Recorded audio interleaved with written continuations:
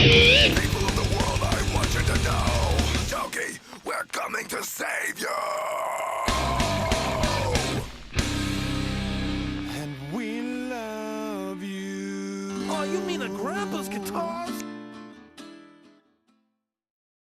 What's going on, everyone? Welcome to episode 2 of Why We Love This Band, part of the Renegade Jukebox on renegadepopculture.com. This is where we discuss bands we both love and are formative to our music tastes. And we'll also, of course, discuss things like times we saw the band live, memories of their music, and just how much we enjoy the albums by these bands. And today, in celebration of the Army of the Doomstar movie coming out on August 22nd, we are talking about why we love Dethklok. Now, we'll obviously discuss why it took so long for this show to get a finale and a brand new album coming out this Tuesday.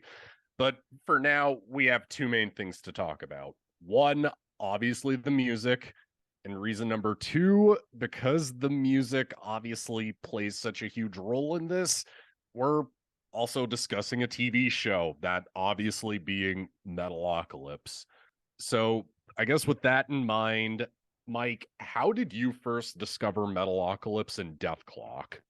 So I never watched Metalocalypse while it was on the air, but I kind of first became aware of Dethklok around the time of their tour in 2009 with Mastodon and a couple other acts.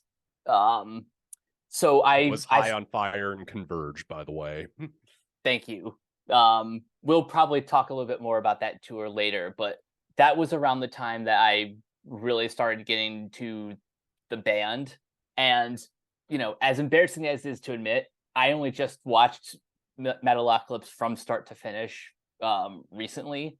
Obviously, that is to prepare for Army of the Doomstar, which will be a future Renegade animation episode that I am very much looking forward to. But yeah, this is one of those cases where I discovered the band before I discovered the TV show. See, for me, it was the opposite situation. So I mainly heard of the TV show first. Like, one thing listeners might not know about me, I'm actually a pretty big fan of a lot of adult cartoons. Like, even to just relax, I'll watch things like classic era Simpsons, pretty much any episode of South Park you put in front of me, the first 3 seasons of Family Guy, King of the Hill, stuff like that's really up my alley. So a lot of stuff on Adult Swim I tend to really like as is. So just, I want to say around 2009, roughly, at least going into 2010. That's when my family actually started getting things like satellite TV, and then I was able to watch stuff that was airing on Adult Swim more frequently. So I actually ended up watching a lot of the reruns for the first 3 seasons, and I just thought, okay, this is kind of cool. But then when I really started getting into stuff like melodic death metal and a lot of the new wave of American heavy metal stuff towards the end of high school, I was like, oh, Dethklok have these are albums too, and apparently they're amazing. I've got to check these out. Like, I known the records that existed, obviously, but you know, you kind of get where I'm coming from. Like, I mainly watched the show first and then started listening to the albums themselves later after the fact. But just because they're both so intertwined to each other, they're both incredible. Like, I kind of feel like I can recommend both to anybody and just be like, hey, here's more of the great thing you're going to end up liking. I agree with that. This is like, if you're just a fan of like that classic era of Adult Swim cartoons from like, you know, the mid to late 2000s, then Metalocalypse is kind of right in your wheelhouse. And then if you're a fan of the songs that they play in almost each episode, then you should definitely check out the full discography.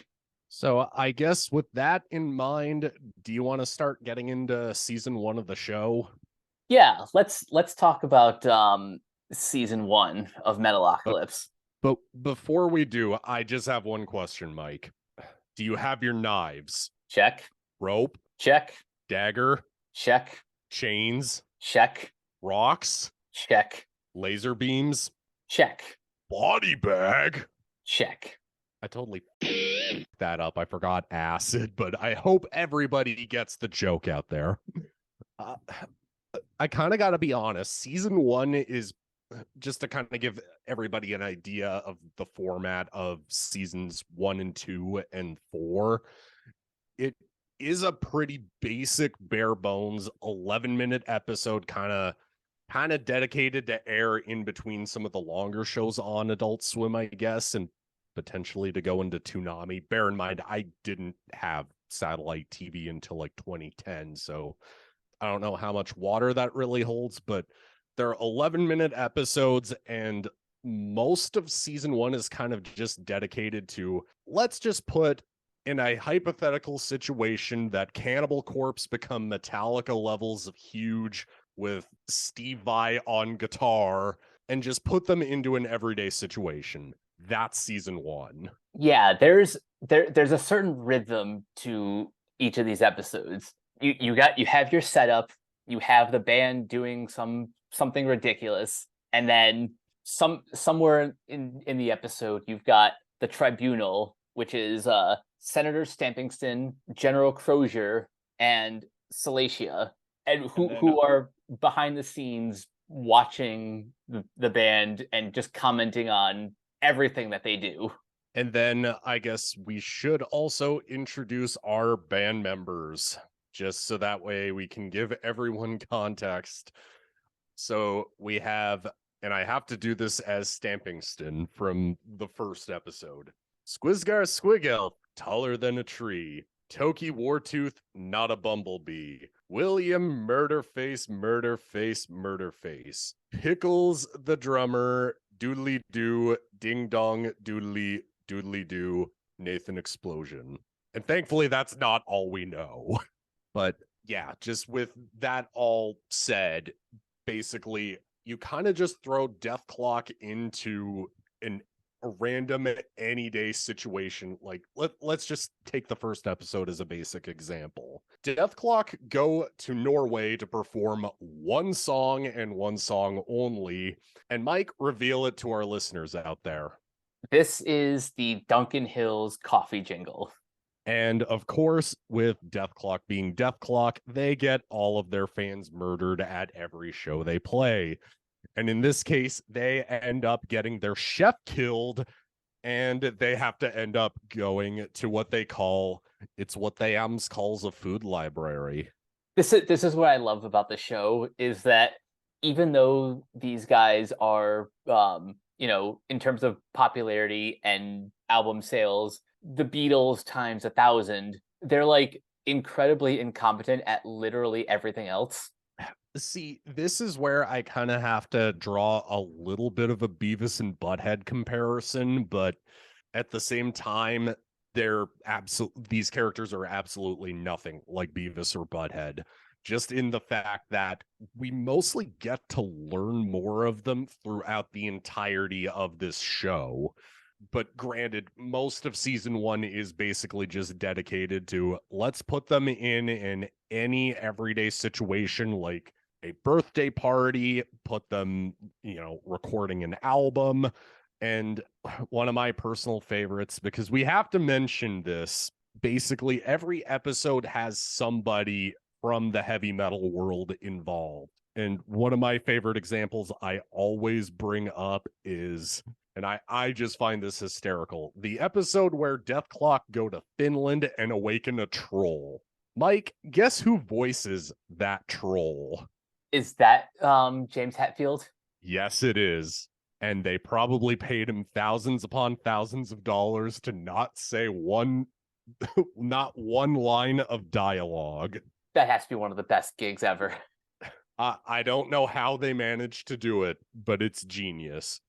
But just kind of throughout the majority of this show, it is just kind of like, let's just amp up each situation, like introducing their family members, introducing bands that members had previously been a part of, like Pickles being a member of a band that's totally a parody of Guns N' Roses, Snakes and Barrels. And then just throw in things like how much they hate their fans. Throw in stuff like Squizgar doing a pay-per-view guitar workshop. It does little things to mix up the formula, but it is kind of just leading to all the basic same conclusion of let's just let the situation play out and see how things go. And it's a formula that actually kind of works. Like I won't say this show has like the most visually appealing animation. It like season 1 especially is pretty janky at times, but that's just part of its charm. Actually, I was just reading this, I want to say about a couple of weeks ago. I believe Brendan even actually asked, hey, what is the cheapest show that Adult Swim has when trying to gauge a budget for Metalocalypse? And then they just were like, this is the highest, but this is the lowest budget. And then he was like, is there any possibility of this being any lower? Yeah, that explains it. I guess with that in mind, there's not really much I can describe too much in plot. I guess a lot of seasons 2, 3, and 4 have a lot more connecting plot threads to each other. This kind of just lays a lot of the basic foundation, like the one clocketeer that's in disguise because he's a member. He's sent by the tribunal to go infiltrate Mord House, and then he ends up getting killed. And then arguably the most underused voice actor that I've probably ever seen in our lifetime, we get introduced to the Metal Masked Assassin. And Mike, reveal to our good listeners out there who does the voice of him. That, my friends, is George Corpse Grinder Fisher from Cannibal Corpse. How this man has not gotten more voice acting gigs beyond this show and beyond appearances in things like Warcraft baffles me. Seriously, like he doesn't really even say much in like throughout the entire series, but he is such a memorable character that that leaves a lasting impression. Oh, he's basically himself, but at the same time, they still give him enough of an identity and you understand his motivation why he wants Dethklok dead. The only thing is you have somebody like Oftenson that's just not going to allow that to ever happen, which we should probably introduce some of the other characters before we end up forgetting. Mike, do you want to introduce Oftenson? And then I got a really great impression that might terrify you. Okay, so the band's manager is named Charles Foster Oppenson, which his initials are CFO. Genius writing. Indeed. And then arguably the best parody of Van Halen on the planet, Toki's best friend and rock and roll clown and wanted criminal, I might add, Dr. Roxo, the rock and roll clown. He does cocaine. I don't know what to make of this character. Like some episodes, I love him. Other times, not so much. But especially once we get to season 3 and he totally sells all of Toki's presents just to get more cocaine. he is certainly a character. Yes, exactly. But I guess that's just kind of the thing. There's so much charm to a lot of these characters that you just enjoy seeing more of them. I guess with that in mind, do you have any like favorite episodes in the show? Just from season 1, yeah, I think I have to go with Deathwater because it's probably the most, what's the word? It's the most definitive episode of the series. and not just because two of my favorite songs from the Death album happen to be featured in this one. Also, I can't be the only one that gets this vibe from Dick Nubler, but is it just me, or is he a parody of Phil Spector? Yeah, he definitely comes off like that. For me, I've got at least 2 or 3 that are probably my favorites out of season 1. One is gonna be the Snakes and Barrels episode. That is just that is just the best parody of Guns N' Roses we've probably ever gotten. I am kind of bummed that Better Metal Snake off of Death Album 1 isn't featured on it, just beyond the backing track. But the fact that you got Michael Amott from Arch Enemy and World Dane to play members of Pickle's old band, have them reunite and take this drug called Totally Awesome Sweet Alabama Liquid Snake and just have them go through this really awful trip is just brilliant. Oh, and Then hold on, there's one more that I thought of. Go Forth and Die and Death School. yeah, that one just kind of goes by 2 different titles.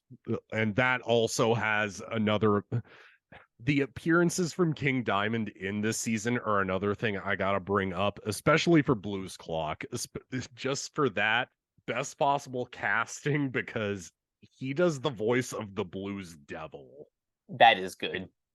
Whoever came up with the casting behind this and deciding we're getting this member from this band, they deserve a pay raise.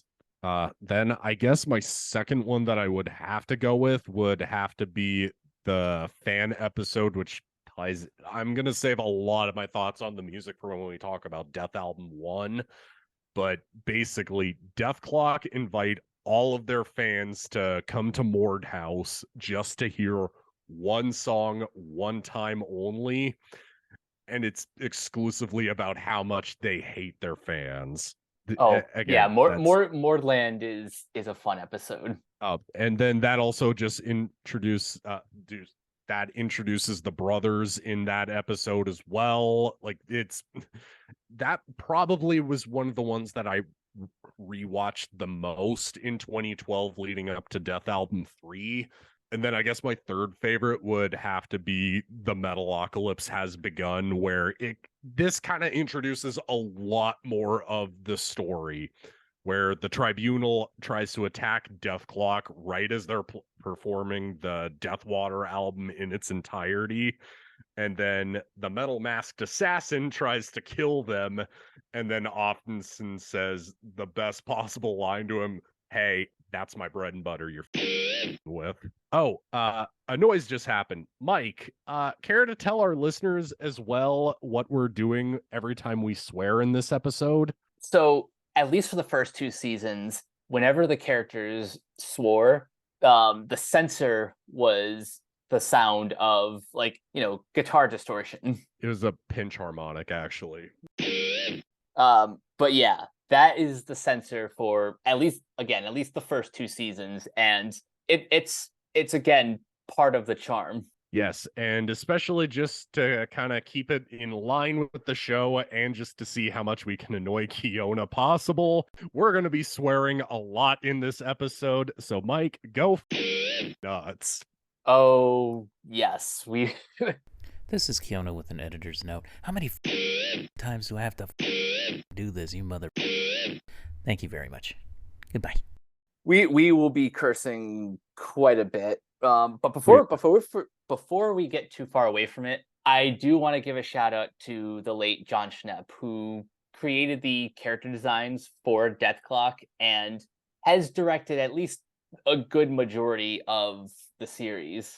I actually was lucky enough to have one interaction with him on Facebook like years ago, and it was exclusively from just saying how great Metalocalypse was, and he was cool enough to like my comment, like little stuff like that. So rest in peace, dude. It sucks you didn't get to see this show end.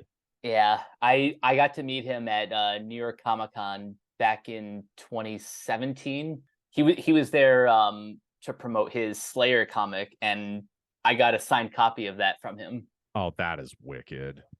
I guess with that in mind, I guess to transition away from the loss of somebody formative to this show being created, let's hop right into Death Album 1.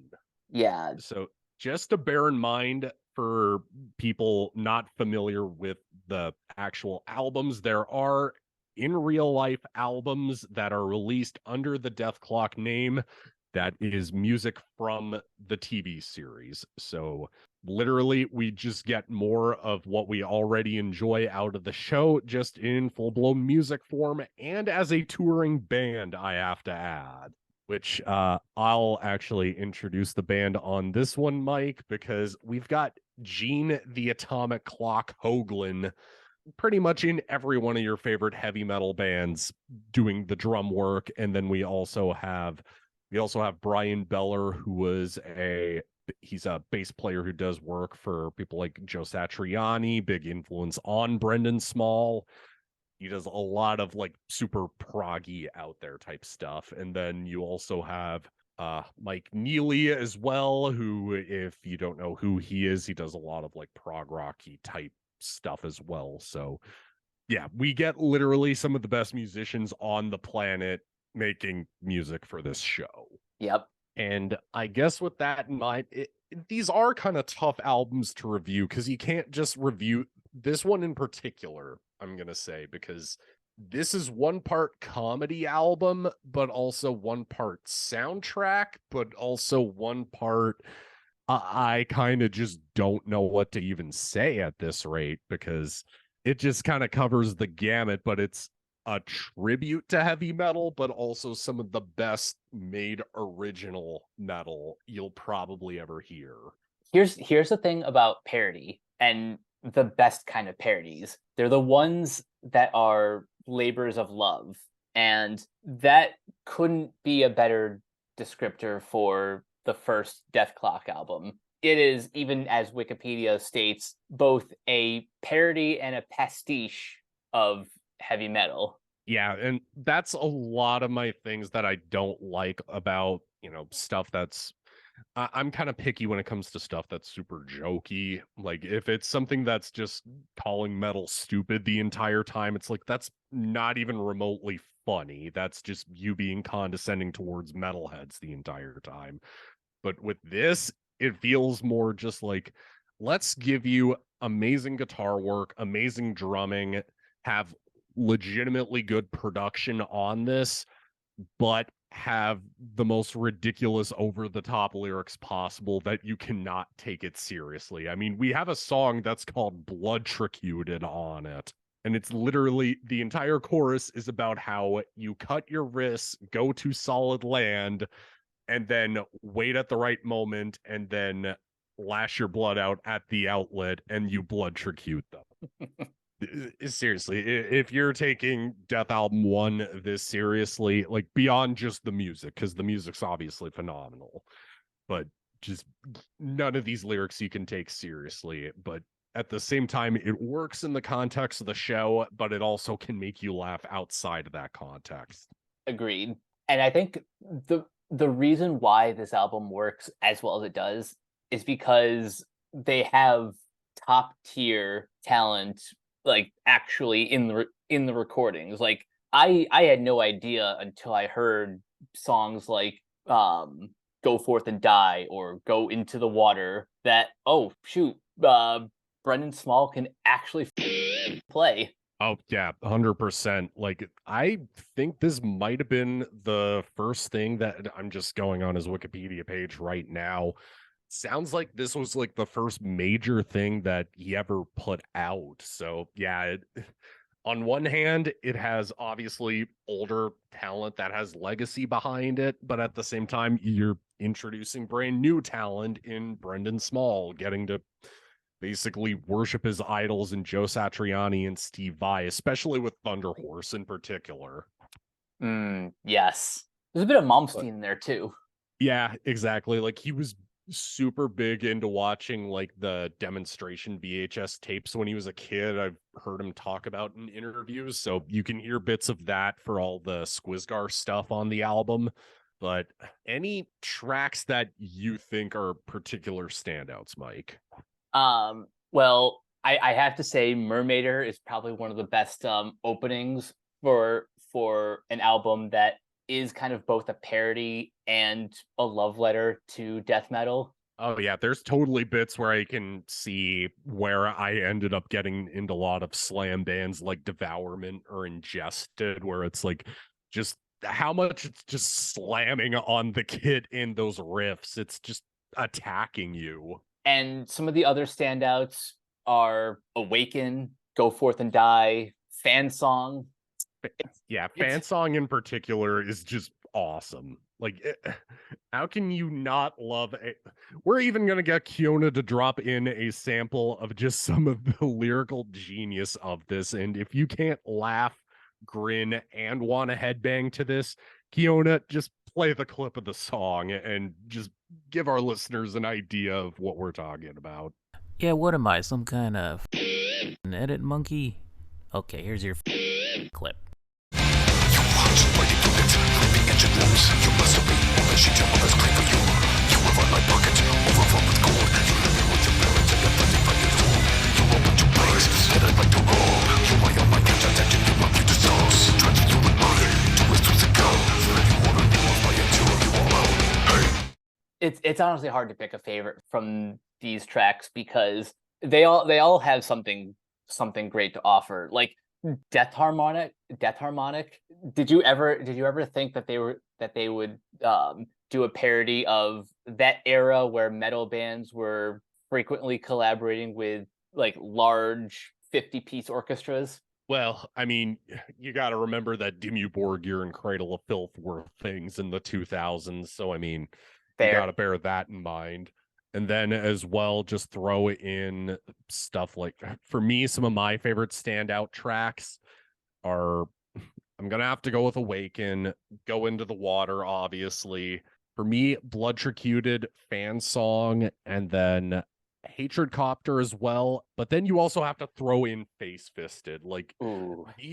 the only way I can describe Face Fisted's lyrics is if Five Finger Death Punch for a change didn't take themselves that seriously. Accurate. I mean, we're literally talking about a song here where the chorus is I'm so tough, I'm so tough, that's right. Repeat. So I mean, you really can't take any of these lyrics ultra seriously, but just again, context of the show, they work super well for what they're going for. If you want something that's funny, but at the same time you have some great music backing behind it, highest recommendation for this record. Now, here's a question. We're going to talk about some bonus tracks, but is Death Album 1 the only album to have bonus material?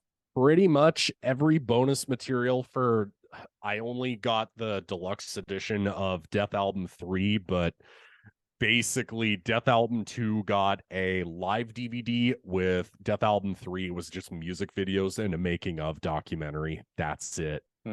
Okay, because we have to talk about some of these songs on the deluxe edition. Yeah, absolutely, because this is the only place you're gonna end up hearing the Duncan Hills coffee jingle, but there's more to it than just that. This basically, dare I say, gets experimental in a few places.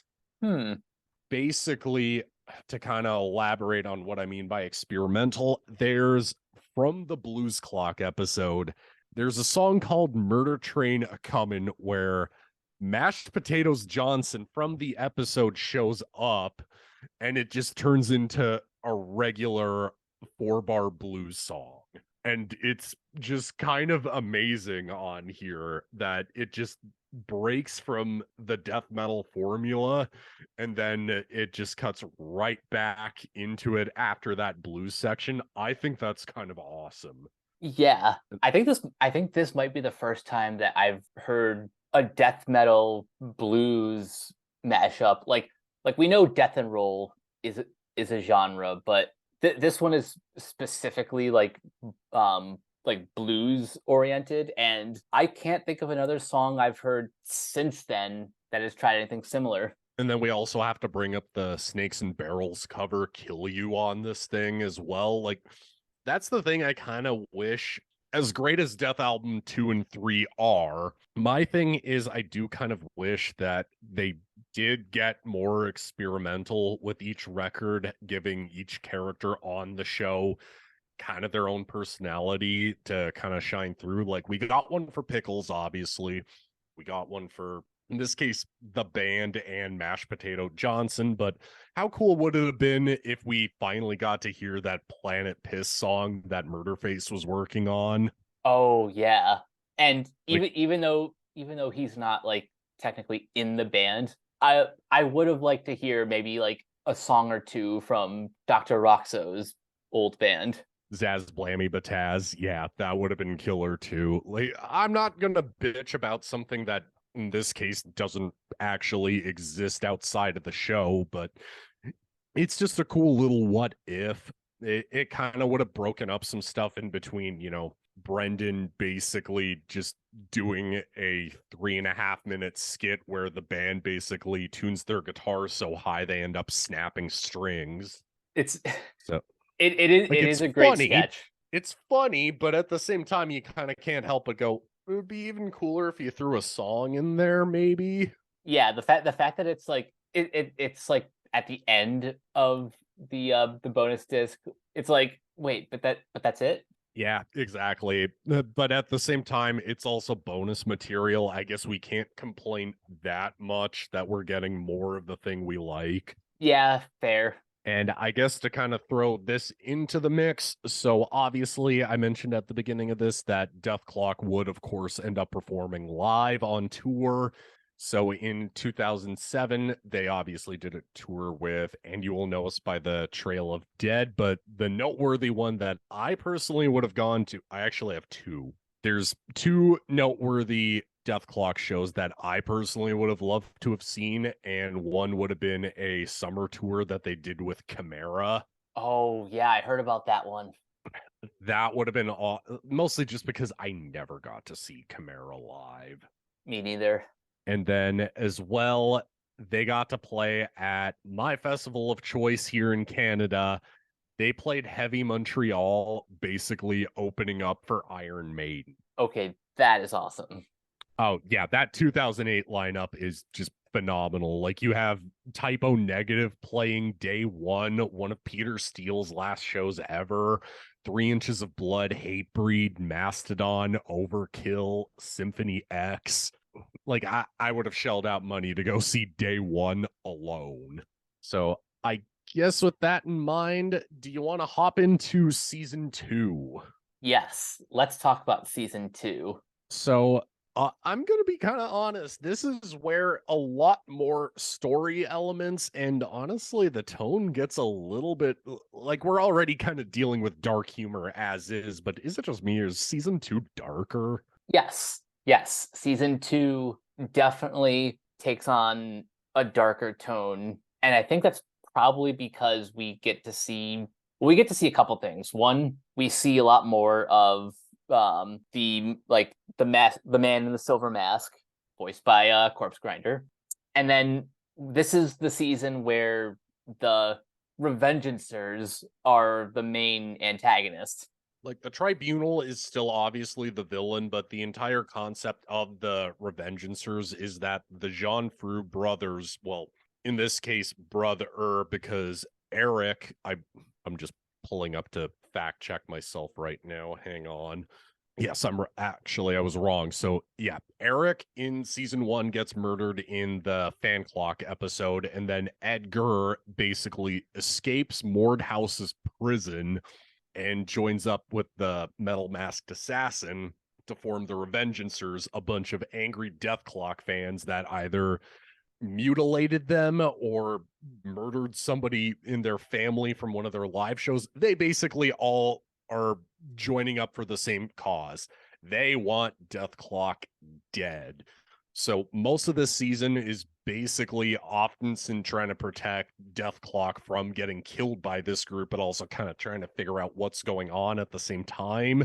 And I also just want to bring up how stellar a lot of these guest voice actors are. Like, In the Death Fashion episode, they got the man, the myth, the legend himself.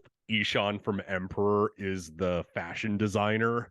That is cool. That is, his character is as evil as any black metal album. Like he's just diabolical, starving all of his models to literal death. And then Dethklok get the genius idea to hire him and make them lose a shitload of weight. Like, that's just unreal. And then you obviously have Devin Townsend guests in a lot of these, I found. Yeah, and a couple of them are like back to back. Oh yeah, exactly. Like, as soon as there's one episode where he's just literally like, "You're Nathan Explosion from Dethklok," and I'm like, that's Debbie right there. I couldn't help but point that out as soon as I heard it. Another frequent guest is Lorraine Newman. She shows up in various episodes. Yeah, that's something that we're going to kind of bring up more once we get into later seasons, is that eventually they start getting like full-blown celebrities to be in this show. But probably my favorite guest appearance of like bands, and in this case I can say bands because they literally got all of Exodus to be in the Revengeancers episode, to be horribly disfigured Dethklok fans trying to protect them from the masked assassin. Okay, that is cool.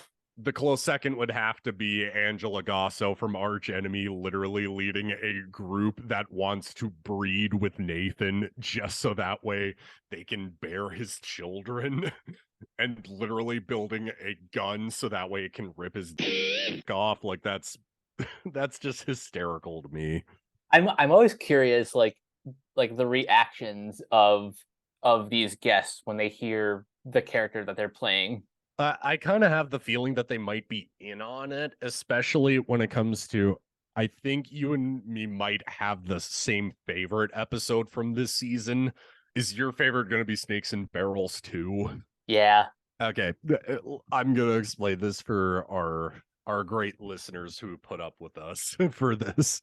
So Snakes and Barrels 2, after the disastrous Snakes and Barrels reunion, Pickles watches an episode of Where Are They Now, where he finds out that Snakes and Barrels reformed with a brand new lead singer, Ricky Kicks.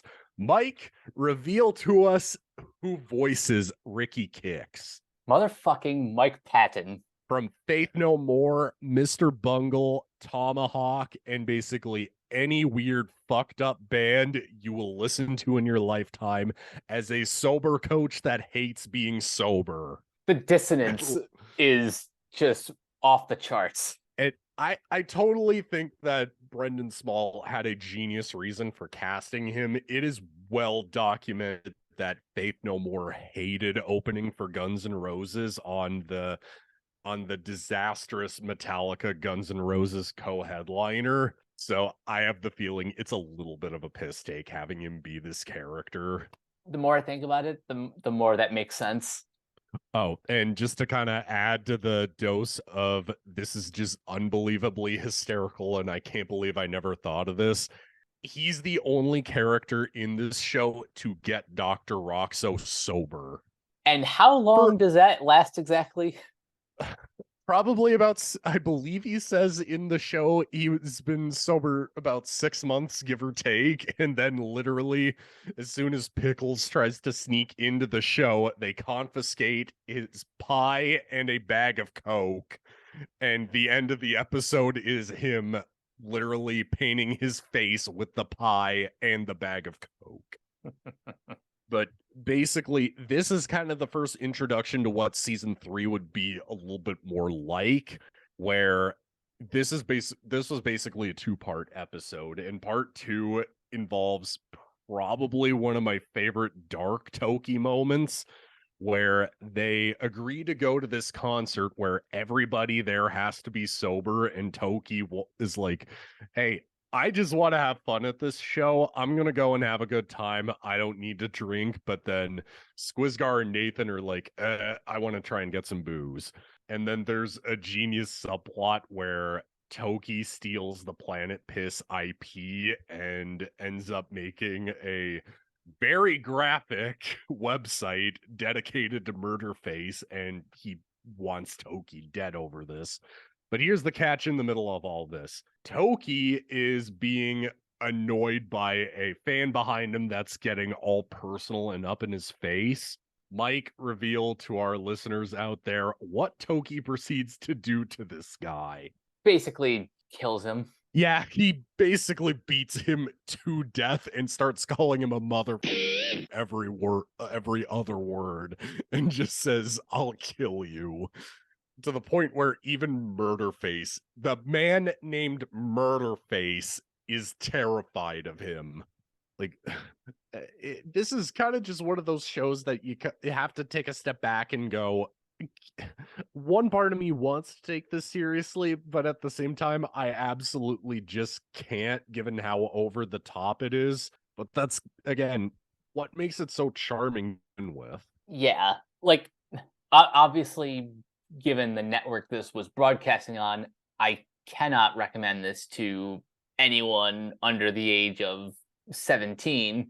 But at the same time, at the same time, we were both probably younger than that when we first were exposed to this. Like, Oh yeah, surfing. I was probably 14 or 15 when this show was airing and watched it. So I mean, like, if you're that age, I can see you getting away with it. Yeah, but kind of like what you said earlier, the show has this, like, it walks that line between like dark and kind of gruesome at times to just juvenile and silly. Oh, absolutely. Even when we get to season 3 with another one of my absolute favorite, I should ask this before we go any further. Mike, who's your favorite character and why is it Toki? My second favorite character is honestly Offerson, because Offenson, yeah. yeah, Offenson, because we'll get to it when we talk about the latter half of the series, but beyond just acting as the band's manager, he's basically a single father. Oh, yeah, like he basically is taking care of a bunch of man children who just were given thousands upon millions of dollars and just Trillions. became the biggest band in the world. And yet somehow he manages to make all the best financial business decisions for the band that just keeps making them more and more boatloads of money. I think by the end of season 2, Dethklok is the seventh largest the seventh largest economy in the world. Pretty much, especially once they end up recording their new album at that point in the show. I guess with that, we should probably we're already spoiling most of this show anyways. We kind of have to reveal a major point where the Revengeancers attack Mordhouse, and for a minute there, you think Oftenson is dead. Yep.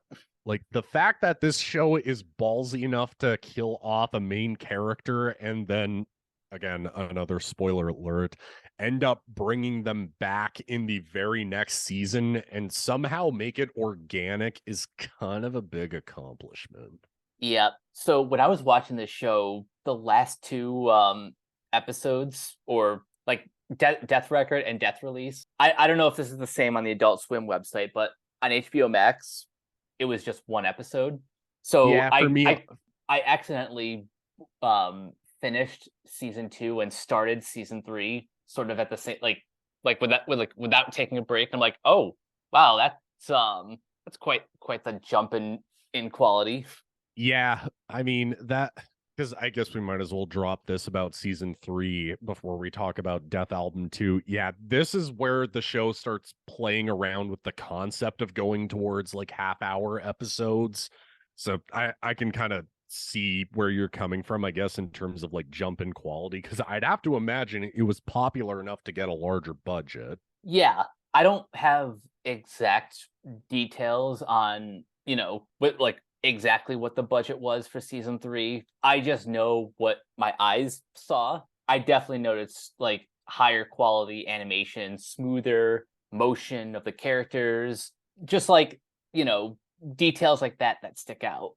Yeah, exactly. With all of that in mind, then how about we hop into Death Album 2? Yes, just like Death Album 1, Death Album 2 slaps. For me, I'm gonna throw this in there. I don't think that Death Album 2 is nearly as funny, and that's kind of what I love about it. They're like beyond just some of like the song titles and ideas, like Laser Cannon Death Sentence literally has the chorus die in it. I mean, you still can't take it that seriously, but just given some of the music on display here, you kind of can't help but feel like, am I supposed to take this almost seriously?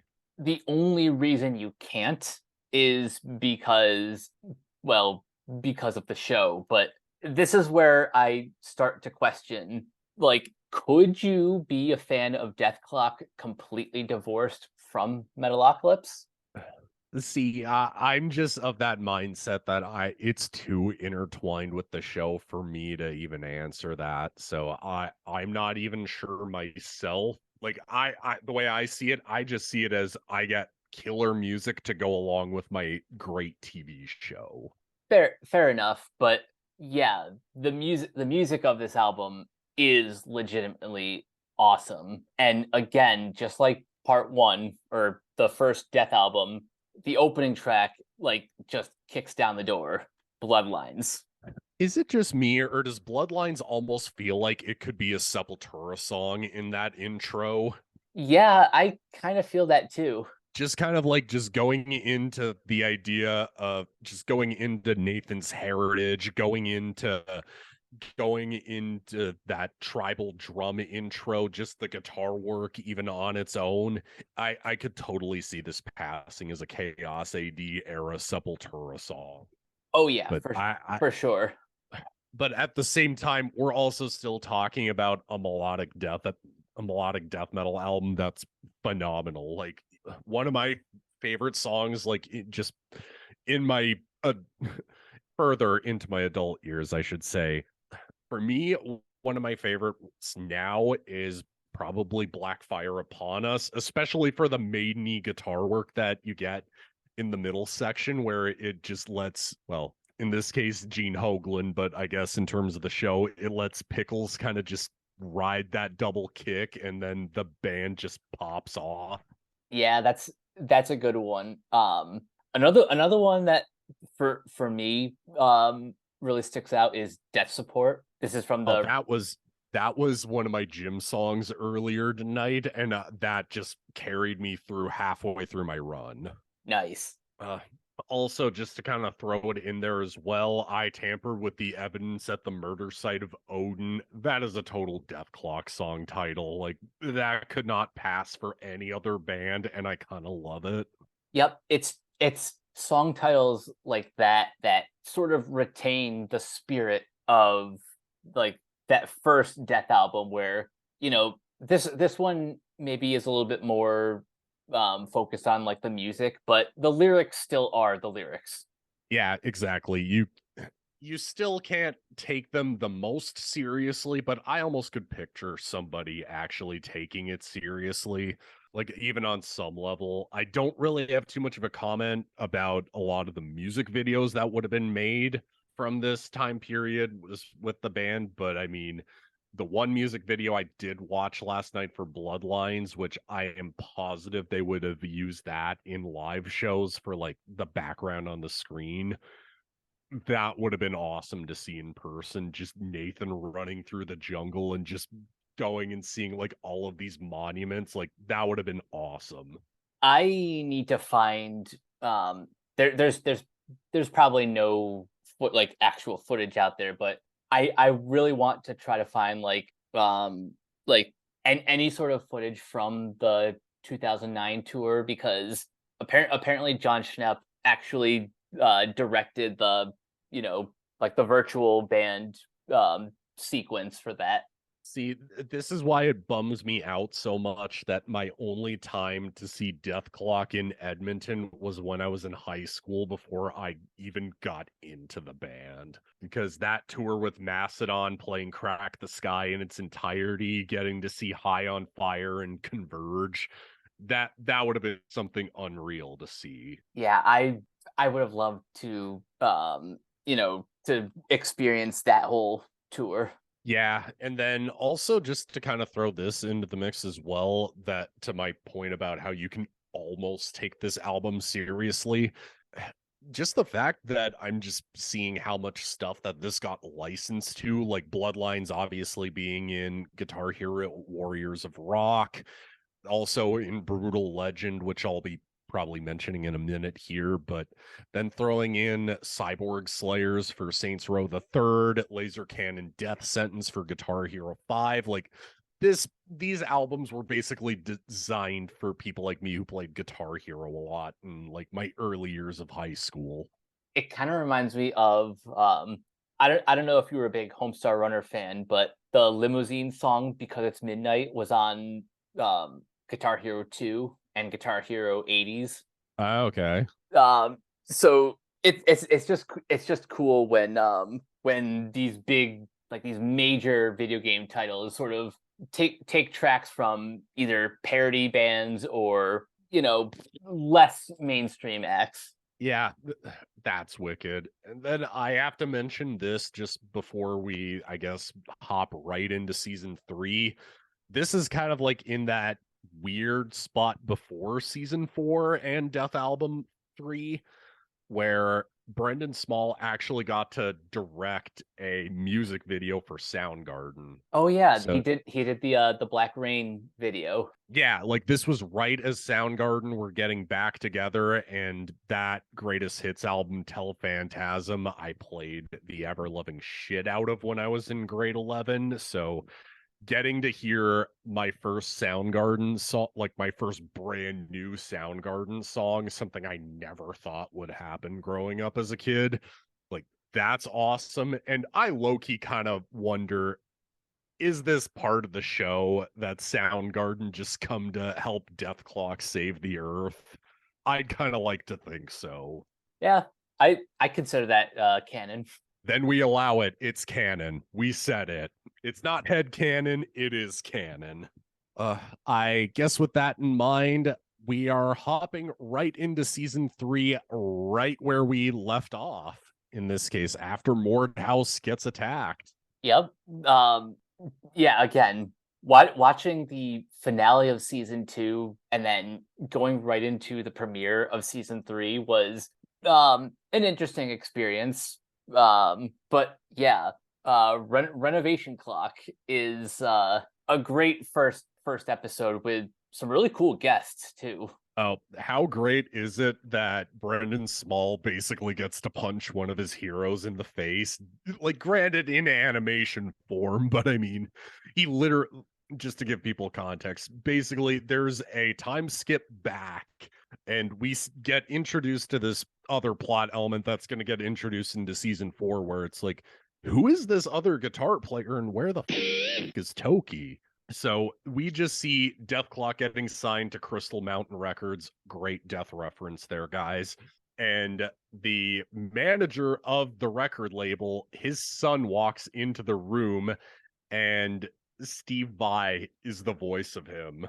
Love it. And he gets punched in the face by Nathan Explosion when he starts antagonizing him. And just to kind of give context about Bloodlines and the episode that song is from, he calls him Tonto, which in this case, because Nathan has a bit of ancestry where he probably is taking it as kind of a epithet where he's like, yeah, fuck you, and then punches him so hard he knocks a tooth out of him.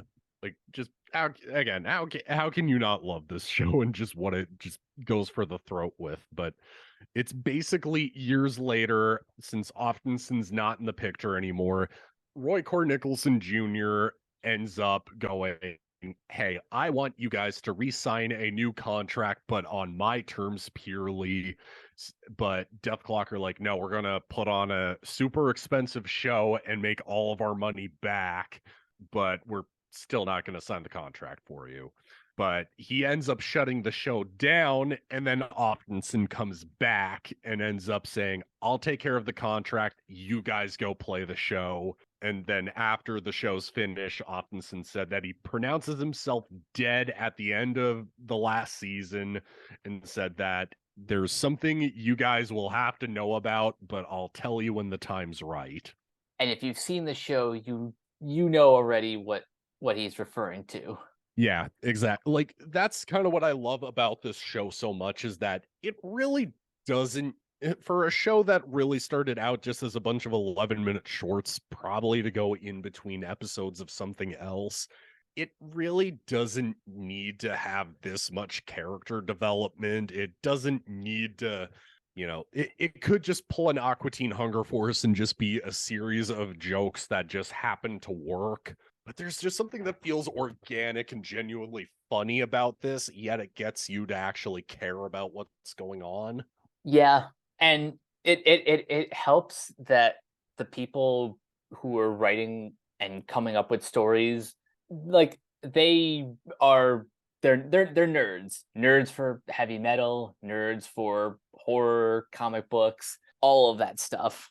Oh, and we should probably bring up a lot of the voice actor celebrities into the mix, I guess. Then I'm really gonna just say, Mike, introduce the most common one, and especially the one that's gonna do the voice of our villain Salacia.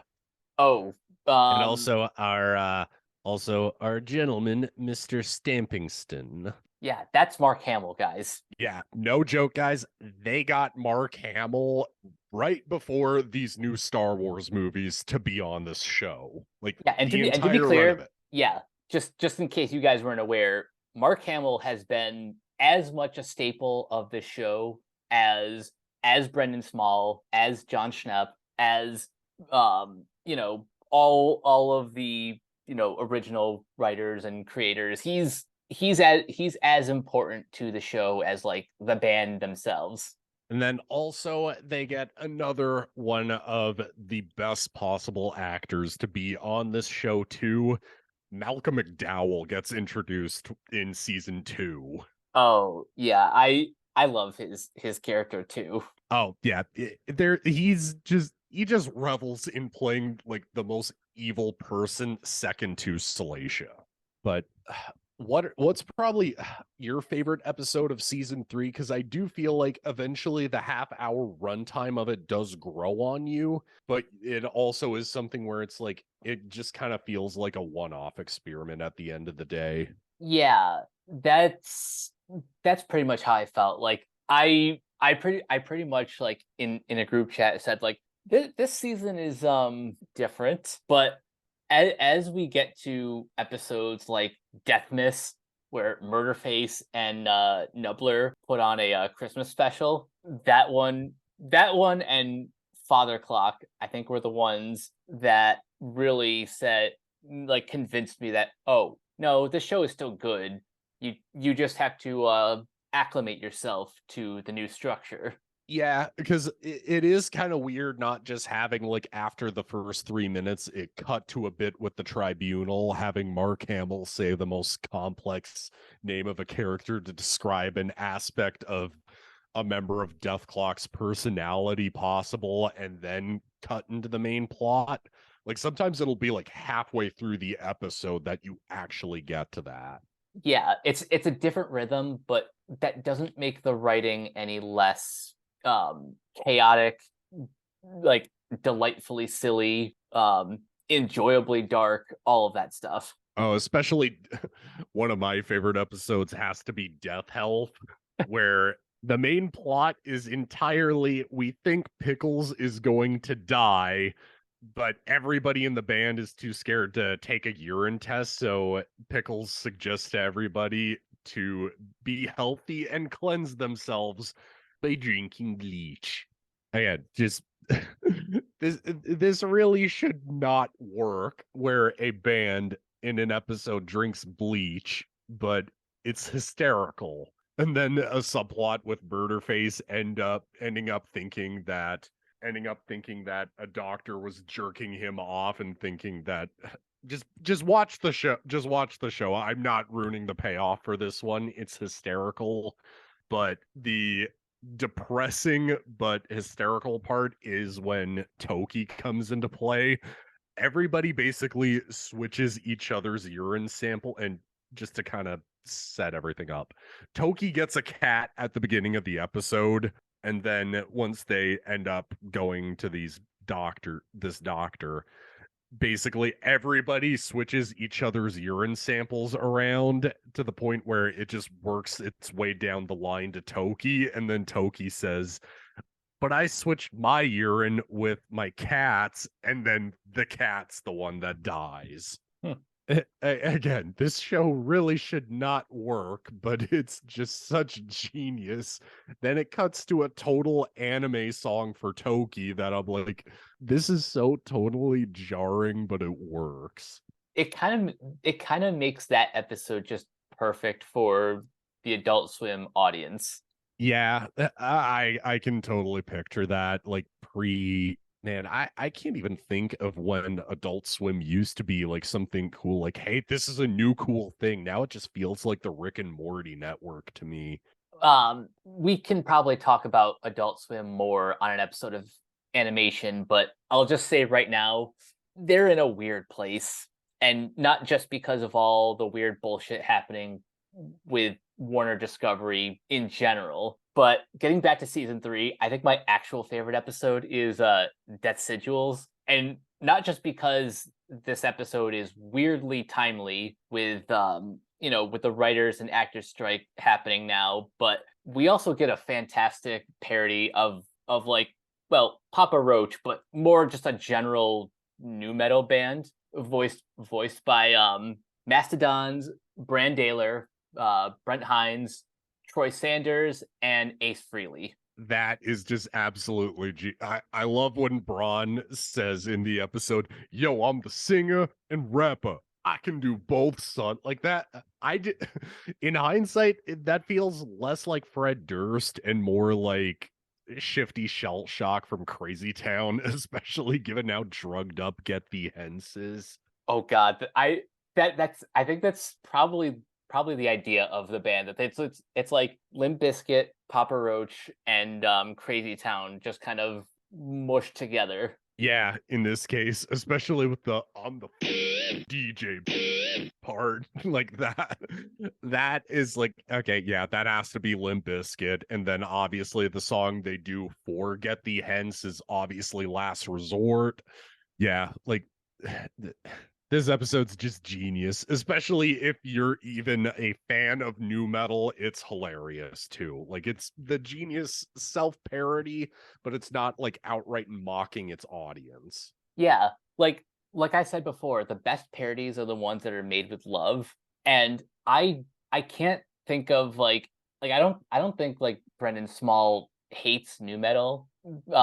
He probably does, realistically. I mean, just going on Wikipedia and just looking up his age, I guess, at this rate, I'm assuming in the 90s he would have had to have been like 28 and more into like virtuoso guitar players and thrash. He probably was not a big fan of Korn, I'm going to assume. Probably not, but the fact that the song that Get the Hens plays is like eerily close to Last Resort, it takes like legitimate effort. And then we also have to include how great the finale of this is too, especially with just the general premise of it is Dethklok literally parties with Dave Grohl. Yep. That's all I'm gonna say. As soon as you see Dave's character in the show, just trust me, it's genius. But Dethklok ends up booking a gig the same day in both Israel and Syria, and Offenson is pissed. Like he has had enough of the band acting like children throughout the entirety of this season, and he's just kind of like at his wit's end. But this is also kind of where we get introduced to the idea of the Falconback project that the Tribunal is working on. Even with season 4, I don't even think that much of that gets resolved. Maybe it's going to get resolved with the movie, but just for whatever reason, that's introduced in this episode, but then the band ends up playing this show with 3D holograms appearing in both countries. And one of my favorite songs on Death Album 3, The Galaxy, plays throughout the entirety of this. And just throughout the episode, you think everything's going to go to but then you see these soldiers approach this kid, and then you end up finding out that they all have Dethklok shirts. So there's something I have to ask. Do you believe in the Dethklok curse? One part of me kind of does, but I mean, they kind of avoid it in this episode. Like, this probably has to be one of the few times a Dethklok show wasn't from the band purely playing live. Yeah, this is the episode that kind of made me doubt the curse. Well, But I do think that all of the band members do have like secret powers that they don't know about, maybe. Like Toki would have to be the god of death because pretty much everything that he loves ends up dying. The cat, his guitar teacher, but that his father. yeah, well, the father, that is kind of just him being like, he wants to honor his dad before he dies, and then, just kind of generally interferes, slips, and then lets his body sink into the ice river.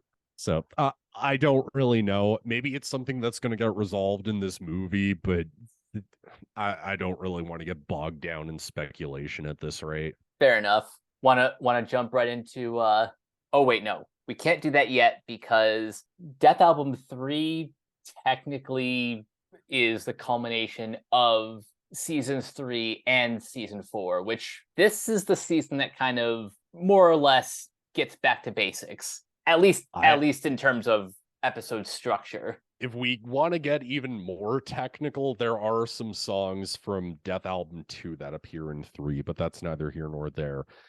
This might be a hot take. I actually think season 4 might be the best one. Hard to disagree. Yeah, like this is just kind of the best balance of everything from seasons 1, 2, and 3. Yeah, you don't have you don't have the time length of the episodes that season 3 had, but you had a lot more of the character development that's introduced throughout it. You want the darkness from season 2, you've got that in spades here. You want the even funnier jokes throughout this season. That's all of the callbacks to season 1 you really need throughout it. Like, even just how great is that introduction of Dethklok returning to Earth? Pretty great. And also, something that season 4 has that the others don't, Werner Herzog is like, for at least a handful of episodes, he's kind of like the narrator for like the beginning. Oh yeah, it will totally reveal who his character is throughout this, but like they get some even weirder celebrity guest appearances on here. Like they get Dr. Drew in this episode. Yeah, that's so weird one. Even weirder how they managed to get him in the middle of Mad Men. They get John Hamm to be in this show. Yeah, that specifically given like the time that he was in this. Yeah, it's a weird get. I would think that they would have had to have had dirt on him. Oh, also, like continuing down the list of awesome guest musicians, Cam Pipes from 3 Inches of Blood. Yes, of course. And then, of course, like this has a lot more of corpse grinders, especially bringing back the Revengeance. The Revengeancers really didn't do much in season 3, but they kind of come back here. But for me, I honestly can't pick a favorite episode throughout the entirety of this. Like the Mother Clock episode is funny because Pickles finally stands up to his mom for always kissing to Seth, even though Pickles is literally in the biggest heavy metal band of all time. Then you have the episode where Toki writes a book about how Skwisgaar won't let him contribute so much to the band, to the point where he ends up hijacking a solo from Skwisgaar that he's playing in Norway. Mike, do I dare ruin the payoff in this episode for people, or do I just let them watch it?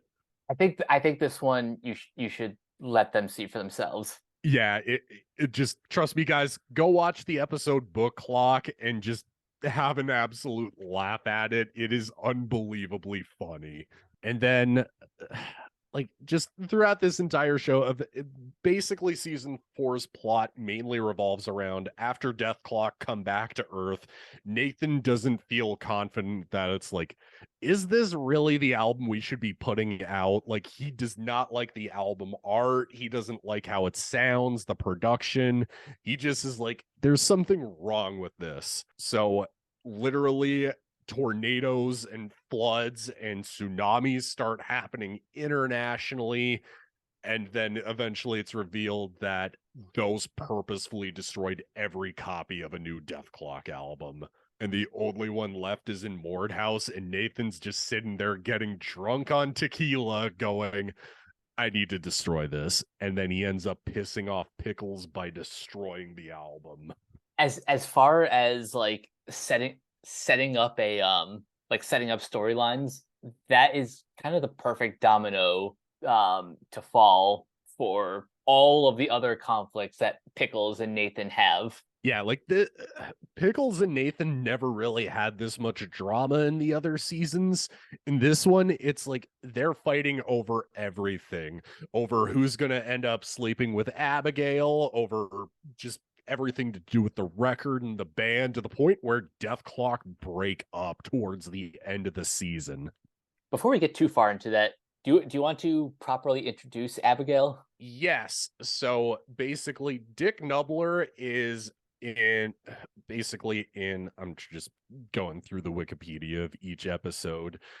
In the episode Writer's Clock, Abigail gets introduced, and basically she's the band's new producer. Dick Nubler's out of the picture, and she makes them go on vacation.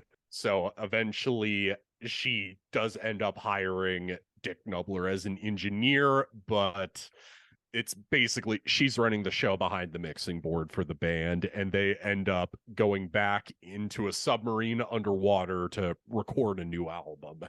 And the entire joke throughout one of the episodes where we get to see Nathan and Abigail interact more is how much Nathan really is like, none of us are going down on anyone. But like everybody in the submarine is just so horny that they're like, we gotta do something, otherwise our heads are gonna explode down here. And then eventually Nathan obviously gives in while his mic is turned up for the rest of the band to hear. Yep. Yeah, again, this show really should not be trying this hard to introduce drama and more character development, but it just works. It does. And then just this is where at the end of the season we get introduced to the idea of the Church of the Black Clock, where they basically explain everything to the band and they do not understand any of it. But Oftenson explains why he had himself be pronounced dead, where Salacia is basically introduced as the half man, where pretty much Oftenson witnessed Salacia brainwashing General Crozier and putting a curse on him that separates his body from his soul. But the Church of the Black Clock saves Oftenson, and he becomes known as the Dead Man. So Salacia can't see what he's doing. So Oftenson ends up finding more about the Falconback project before coming back to the band, before signing that bad contract with Crystal Mountain Records. And that they eventually explain why Nathan ends up destroying the record, and just the entire band is just like, what the fuck is going on? We're just trying to make brutal metal out here. Oh, yeah. I think out of all the finales, Church of the Black Clock is probably my favorite. Yeah, by far, especially throughout the entire season, where Nathan is just like, I absolutely have an issue trying to apologize to people, and literally his body just shuts down and starts just like spewing out blood trying to apologize to Pickles. Like, it gets weirdly touching in places. Mm-hmm. Now I am curious. when exactly did Small and company find out that the show was getting canceled?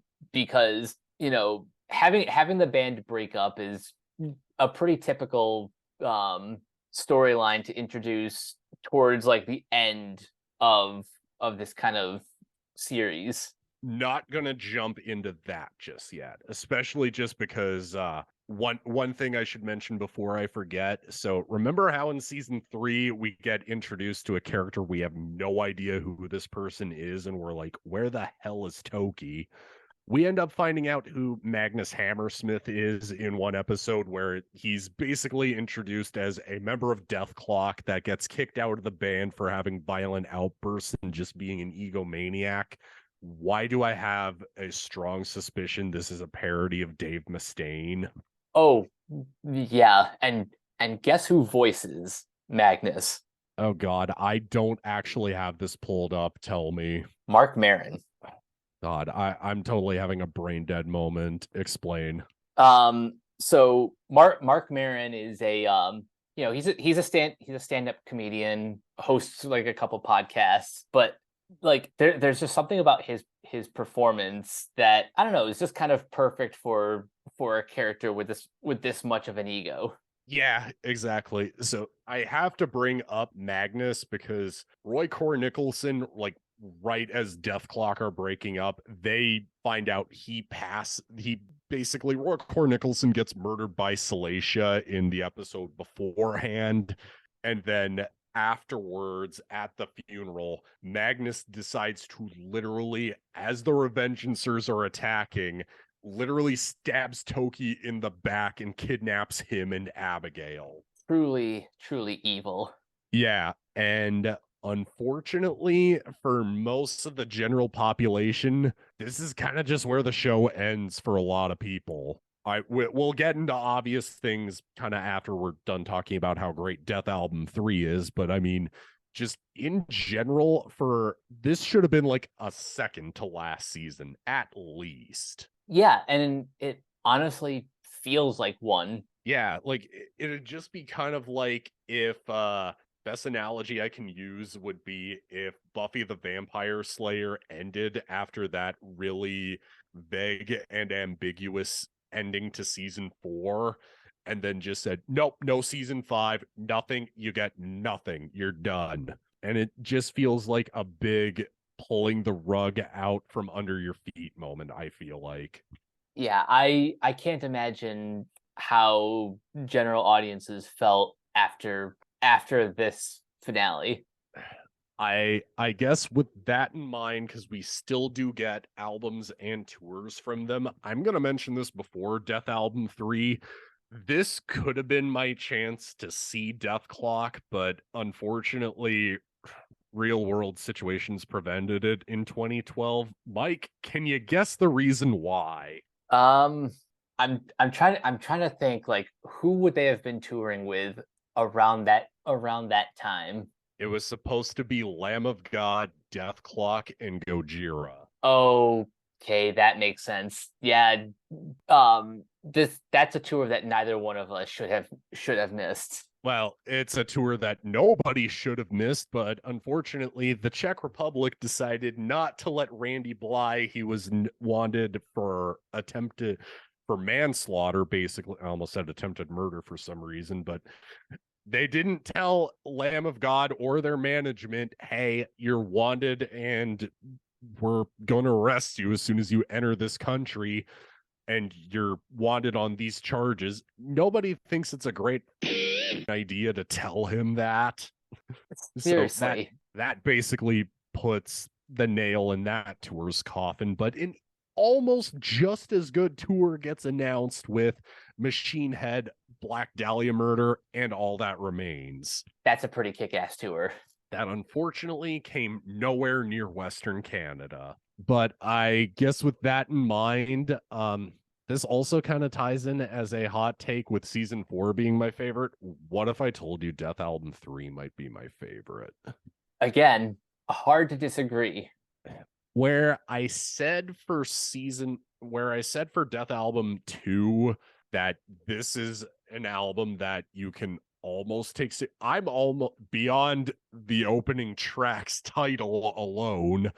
I almost totally could take Death Album 3 seriously. Yeah, I like we kind of talked about this off air that like the only reason you can't take this album seriously, again, aside from the very obvious title of the opening track, like You want me to say it?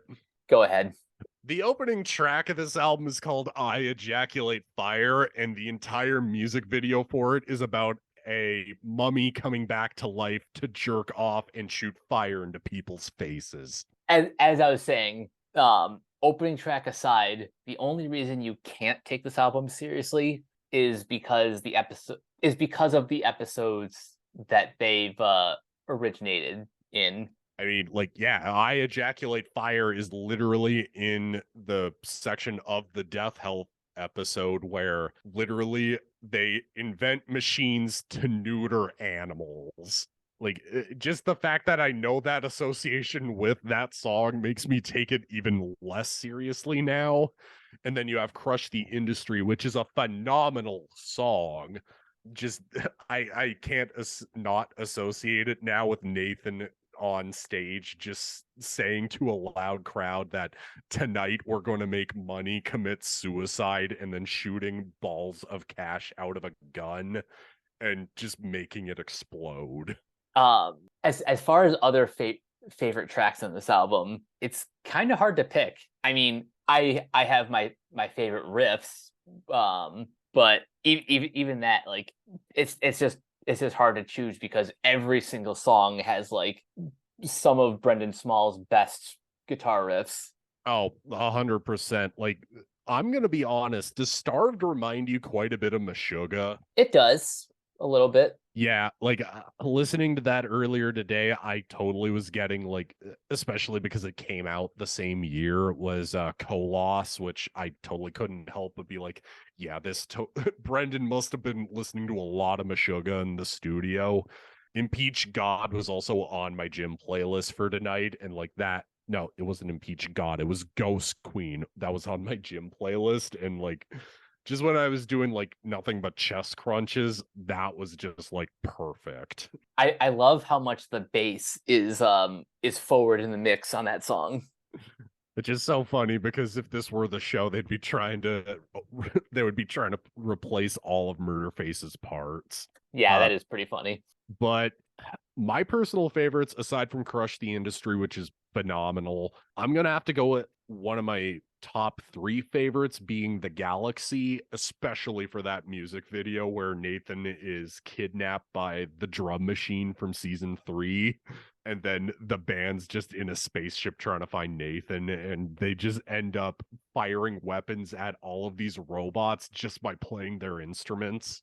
It's the nerdiest sci-fi video ever made, but at the same time, I just can't help but go like, there's so much charm behind this that I dig it. Keep talking. I'm gonna see if Shep directed that video. Yeah, pull that up because like I would have to know myself too. Also, Sky Hunter is an amazing song, especially for that chorus. Like as soon as that chorus kicks in, I'm like, oh, this is so ridiculously heavy, but at the same time, like the big riffs and melodies are amazing throughout it. Another one that's also probably a personal favorite, Andromeda, also kind of has some more like traditional thrash stuff, especially just given that Gene Hoglan played on Dark Roots of Earth by Testament the same year that this came out in. And also Kill Stardo Abominate is also amazing too. Like this album's just packed to the brim with just amazing songs throughout it. So that video was directed by Felipe Salazar. Okay. I only assumed it was Schnepp because like the plot of that video just screams like nerdy. It probably was something the entire band conceived, because you got to remember that this is the same year that Brendan Small put out the first Galacticon records, so probably he was in a big sci-fi mood throughout that entire year. Oh, yeah, good point. Another track I do want to highlight, because this is the only Virtual Personnel credit that Magnus has is on the hammer. Yes. Like that's the only time I can kind of feel like this doesn't feel like it has any riffs that are kind of like that's something Toki totally would play. Yeah, the hammer is the most different, but it's for that reason that I don't hate it. In Yeah, fact, exactly. I genuinely think it's a good riff. Feel like in universe, like we can have our own opinions about it because Magnus is like a raging, but the song itself is about as good as the rest of the album. Yeah, exactly. But I think you and me might both have our favorite song on the album. Are you talking about Rejoin? Abso-fucking-lutely. And what a great closer it is too. Like, I almost am convinced that this could have opened the album. I'm 100% convinced that Brendan was totally going to open up Death Album 3 with Rejoin the same way that he had it open up season 4. I'm totally convinced of that. I wouldn't be surprised if that was like the original idea. Yeah, and I kind of can't. This is probably the Dethklok song I can take the most serious. Like, guys, just listen to this part of the song.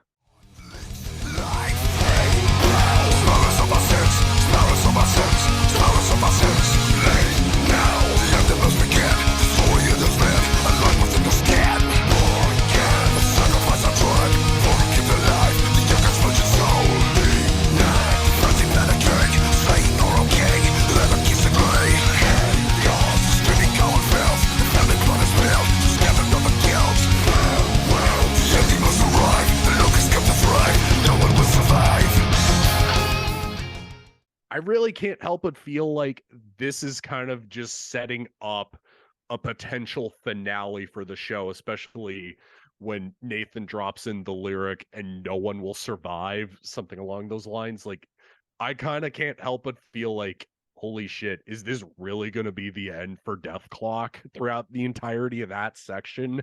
And then you just get more amazing riffs, more amazing guitar work and drumming, and just it's a great way to close out a record. I also just kind of wish it was an opening track. I would almost just take an entire album of Rejoined at this rate.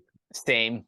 But this is kind of where we also have to have the episode weirdly dragged to a standstill because something weird happens in the Dethklok world in 2013. This barely got any kind of promotion. Like, there was a little bit of hype. I remember hearing about it back in the day, but like not to the degree of like a new season or new album.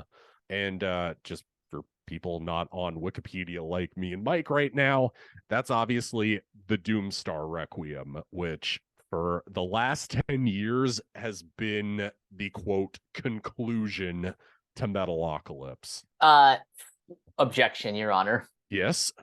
Well, I mean, the fact that this special ends on a cliffhanger means there's no fucking way this is the ending. Like it can't be. Well, I mostly just say it quote was the ending for 10 years because like we're going to jump a little bit ahead on this one.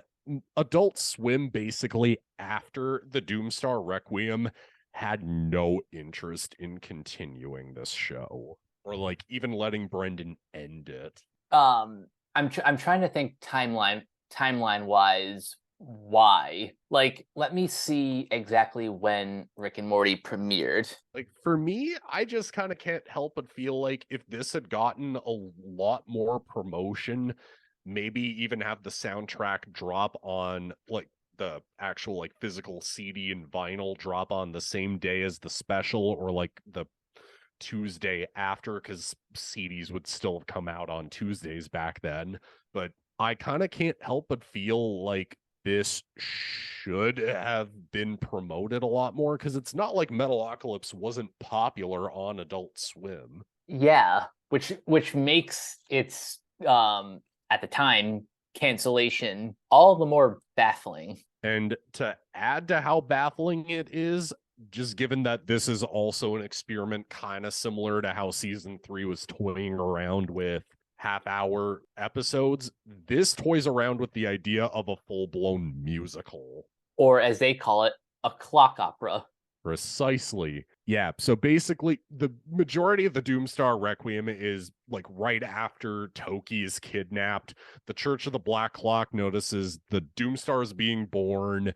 One of the members is going to have to die, and basically, the Dethklok just don't give a shit. They just want to go around drinking, doing all of the drugs, banging all of the groupies.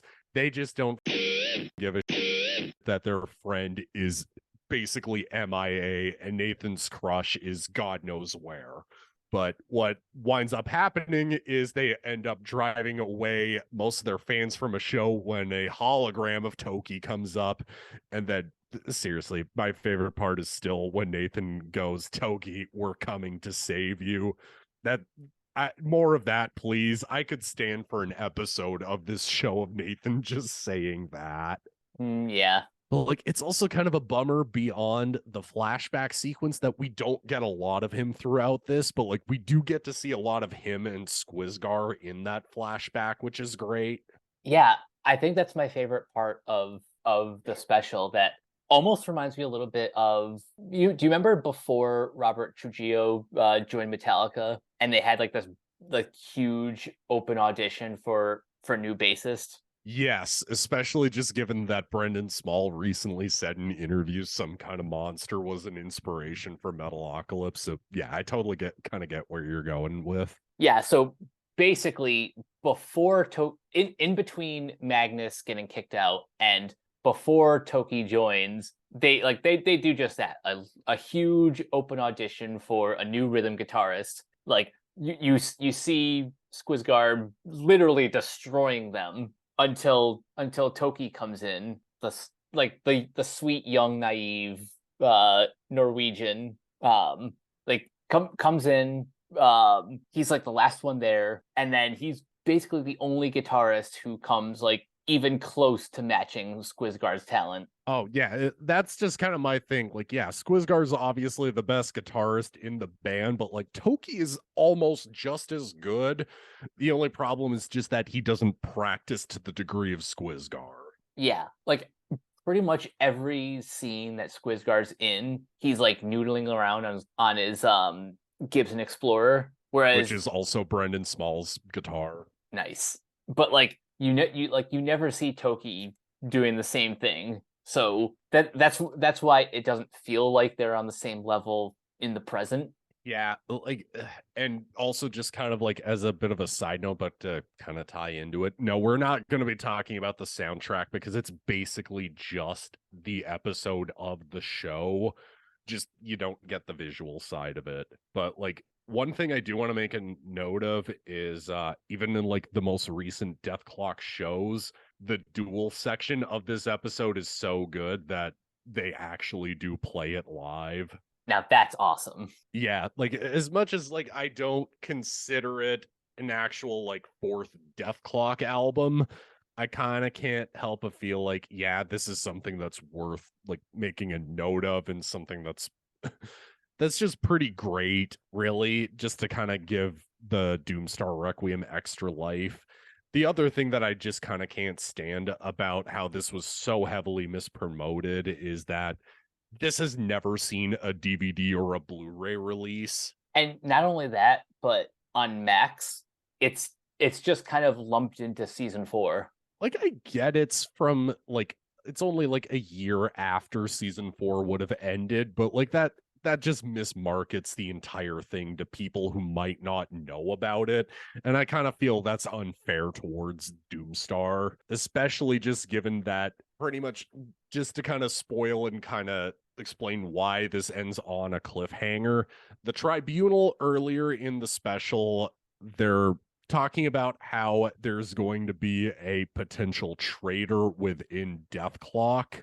And it's revealed when they go to the club that they used to play at, somebody starts scratching at Murderface's arm, and you think it's just like some weirdo that's just trying to like draw blood from her or something.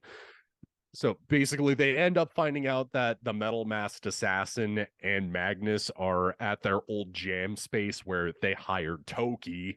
They save him and Abigail, and the Doomstar ends up killing the Masked Assassin and Magnus. And at the end of the episode, you see Murderface's entire body start turning like bright glowing purple.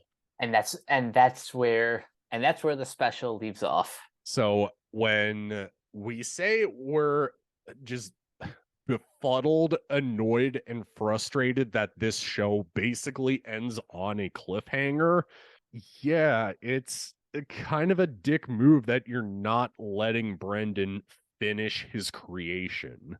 So, Yeah.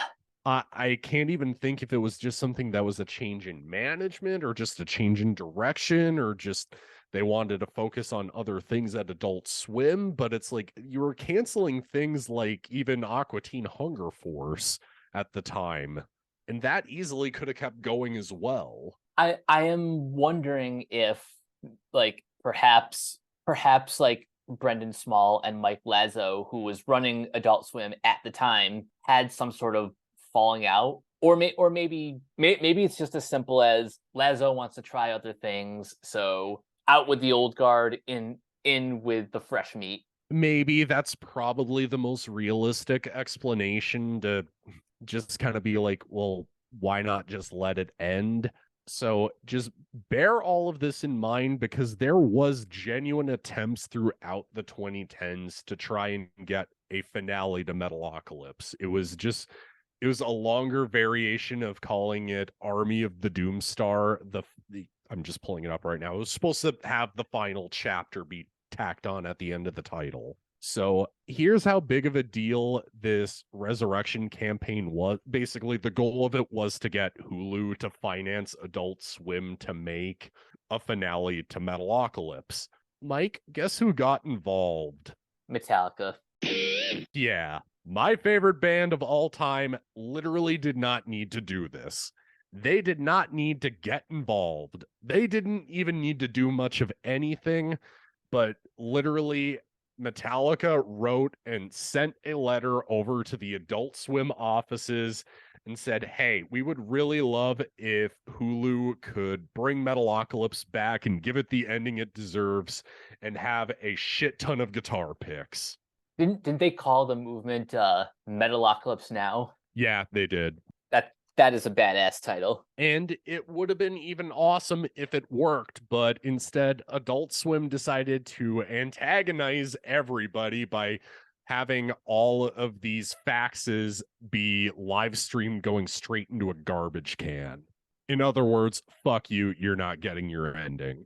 It is very mean-spirited of them to do that, but at the same time, Adult Swim has been known for pulling huge elaborate pranks. Yeah, that is true. We are talking about a channel that did an April Fool's Day tradition of airing The Room nonstop and just literally having random interviews be spliced into the middle of it. Yeah, for those who don't know, look up all of Adult Swim's pranks over the years. They are the stuff of legend. Yeah, exactly. Sometimes it's dickish like this, but then other times it can be kind of genius. But for years, we thought this might just be where the story ends, but we also have one more thing we want to make a note of. Mike, I'll give you the floor for this one because we have to go back to 2012 very briefly. Oh, right, yeah.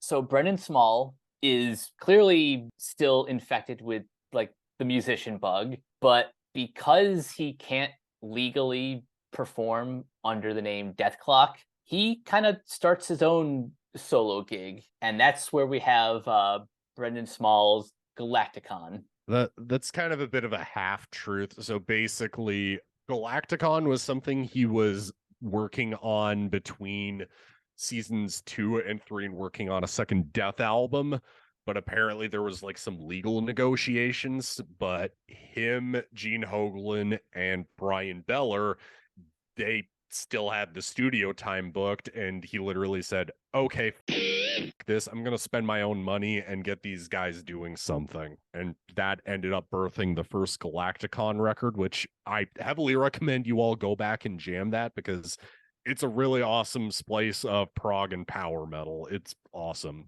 I'll admit I didn't get to jam the first one as much, but Galacticon 2 Become the Storm, which was released 5 years later, that album is awesome. So we bring Galacticon up purely because in its own kind of weird way, it doesn't really have a lot to do with the plot of the first Galacticon album.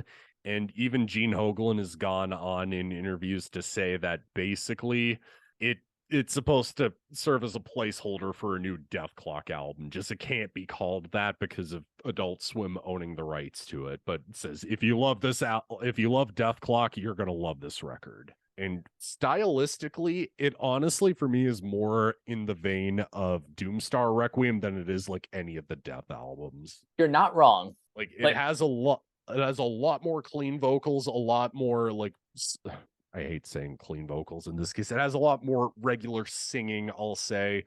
A lot of the proggier song structures, especially on Ocean Galactic, is kind of in the vein of the first Galacticon. But once you get to the back half of this record, this really feels like a Dethklok record. It almost feels like those songs on the back half were kind of like smuggled into Galacticon. Yeah, in their own weird way. And also, if you're going to listen to this, don't listen to it in the CD or digital release way. Don't. Because like me, you'll just end up feeling like, okay, it's a cool album, but it just kind of exists in its own universe. I say that purely because on the vinyl release, that actually tells the more appropriate story of the album that in its own weird way can be kind of interpreted as the ending for Metalocalypse. Yep. For those who don't have this on vinyl, there's a playlist on YouTube that has the tracks in their vinyl order. Which I'm going to be needing to pick up that vinyl at some point, because once you hear it in the intended track listing, this thing's phenomenal. Oh, yeah, 100%. Yeah, and in some ways you can interpret a lot of it as plot elements from Metalocalypse in its own weird way. It almost feels like rebuilding a planet is supposed to be like them winning the battle against Salacia and just having to like build a brand new planet around. I don't know how the Doomstar is going to even tie into it, but like Become the Storm has to be them fighting Salacia, Nathan killing him in To Kill a God, and then could this be the end? Just is the ending to the story. That all sounds like pretty accurate. Also, I totally mentioned this in our own private chat, Mike, but like, is it just me, or does Ocean Galactic's intro sound eerily similar to Mermaider? That's what I was thinking too. Because thank you, because I was like, this totally is just Mermaider 3. Like, before we get Mermaider 3 next week. Right. If nothing else, the Ocean Galactic just thinking about the motif of a lot of Dethklok's songs, or at least like the Mermaider songs. The ocean and water do play a big part in Metalocalypse. So that was kind of my big giveaway that, so the theories are true that this could have been the ending of the series. Yeah, and don't forget like a lot of the stuff with the whales and Nathan floating in the water in front of them. Like, I just kind of feel like this was the closest thing we were gonna get. Yeah, these were like the breadcrumbs that fans had to just accept. Yeah, and unfortunately, that's where our story has to end with this band that we're fans of. It just sucks that we couldn't have gotten a finale to a great show, a great adult animated show, no less, that also gave us some phenomenal music at the same time. But is that really where the story ends? Well, thankfully, again, on Tuesday, it won't be anymore. Much like the Doomstar Requiem special, this podcast actually ends on a cliffhanger. Yes, but we thankfully won't be making you wait 10 years for the conclusion of it, because we'll be back to talk about the movie, and we'll also be back to talk about Death Album 4. So I guess with that in mind, might care if I give some promo for where people can find these records? Yes, please, because physical media is more important now than it's ever been. Oh, especially with Disney being fucking douchebags trying to, pull out all physical media from Australia. That's probably coming soon over here in Canada and the US. So, Disney, I'm buying all the movies I fucking want from you. And then once I actually get all the stuff I want from you, I might even cancel Disney Plus and I would rather have these movies physically forever. Fuck you. Anyways, besides the point. So, kind of like Mike was saying, Dethklok records unfortunately are hard to come by. Even just going on Amazon in Canada for me, all I could find were used copies that were going for like $90 to $130. That's And just insane. and then you throw it in the mix that just some of these, I don't even know if they were the deluxe or standard editions or just were uploaded by some third party seller on Amazon. So the only way I can say that you're going to want to pick these albums up on CD or vinyl, you're going to want to snag up the vinyl quick, go to Revolver Magazine's shop. They're running sales and pre-orders for every Death album on their site. A lot of them are sold out already, but you can still pick up the CDs at the very least. It's going to be the first time the deluxe edition of Death Album 1 is going to be released in 15 years almost. Wow, that's insanely scary to say at this rate. But yeah, that's going to be the way you're going to want to pick up the first 4 Death albums. And if you're wanting to pick up the show on, I have to do my Toki impression, you can pick it up on DVD. No joke, you literally can pick up the entire series on DVD, almost sans the Doomstar Requiem. That recently just got released this week, and Dethklok are going to be on an awesome tour I can't see with Baby Metal and Jason Richardson from All That Remains this summer. Actually, this fall, excuse me. That tour sounds amazing. And yeah, unfortunately, I don't see any dates for New York either. Yeah, I was talking to one of my friends last night, and I told her, I'm probably going to have to end up traveling to even go see Dethklok at this rate. Apparently, those Adult Swim block parties that they hold for festivals, apparently those are really fun. So if Dethklok play one of those ever, I might come down to the US just to go see that. Yeah, I might have to find one of those too.